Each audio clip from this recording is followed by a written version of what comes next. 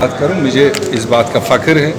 कि हमने जमहूरी तरीके से इनविटेशन मिलने के बाद तमाम रैंक एंड फाइल को ऑन बोर्ड लेते हुए नेशनल लीडरशिप ने इस सेंसिटिव मामले को लेकर इसमें डेलिब्रेशन किया और डेलिब्रेशन के बाद पार्टिसिपेशन का फैसला भी हुआ और बिना एजेंडे वाली मीटिंग के लिए एक इंटरनल कांग्रेस पार्टी ने जो मिनिमम हो सकता था वो एक लाइन ऑफ एक्शन भी तैयार किया। वही वजह रहा कि जब अंदर गवर्नमेंट साइड से कोई एजेंडा नहीं बताया गया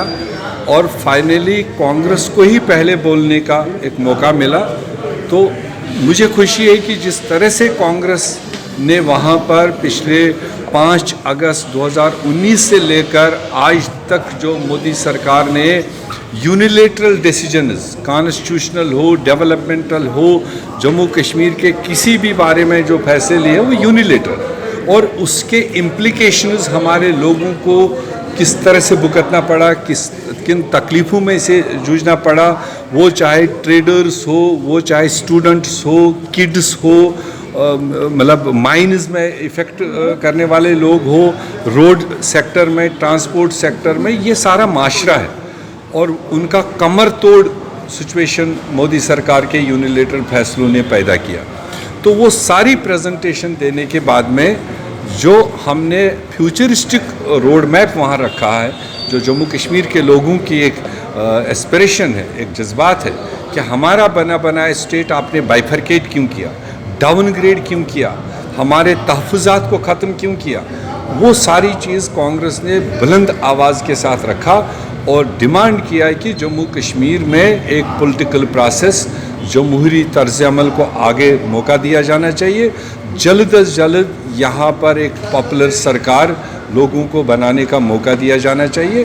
वो एक हमारा मुख्य तौर एजेंडा रहा और उसके बाद सरकार की तरफ से डिलिमिटेशन को लेकर जो प्रेजेंटेशन दी गई वो आने वाले दिनों में देखेंगे। जो उन्होंने कहा है कि ये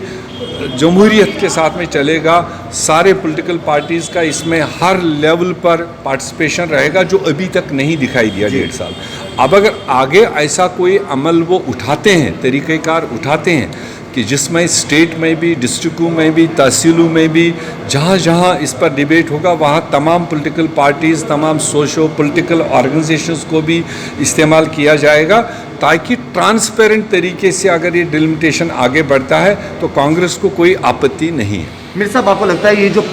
भाजपा वाले जमहूरियत तो समझते नहीं हैं, न उनके पार्टी में है तो न उनके दिमाग में है,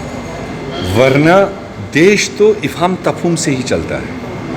वो बिल्डोजिंग से नहीं चलता है। आप देश के अपने लोगों पर किसी भी खित्ते में, किसी भी रीजन में आप बिल्डोज़र चला के अपनी मनवाने की कोशिश करोगे, ऐसा जमहूरियत में होता नहीं। जमहूरियत का तर्ज़ अमल है, कहीं पर कोई नाराज़गी है, कन्फ्लिक्ट है, डिस्प्यूट है, उसको इफ़हाम तफहूम से, बातचीत से, डायलॉग से उसको एंगेज किया जाता है और उसका हल निकाला जाता है। जो इनके समझ में पहले नहीं था 7 साल, इनने बिल्डोजिंग की अपने ही लोगों पर। अब इसीलिए हमने कहा देर आए दुरुस्त आए। शायद कोई कांग्रेसी आदमी अब मोदी साहब के एडवाइज़र्स में दाएं बाएं आया होगा, जिसने उनको बताया कि देश कैसे चलता है। उसकी पहल उन्होंने एक शुरुआत की, उसका एप्रिसिएशन सब लोगों ने किया।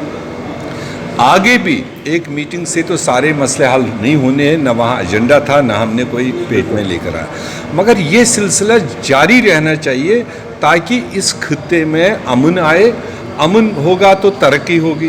तो तरक्की होगी तो लोगों में खुशहाली होगी। तरीक़ेकार यही होना चाहिए अगर वो आगे रखना चाहिए।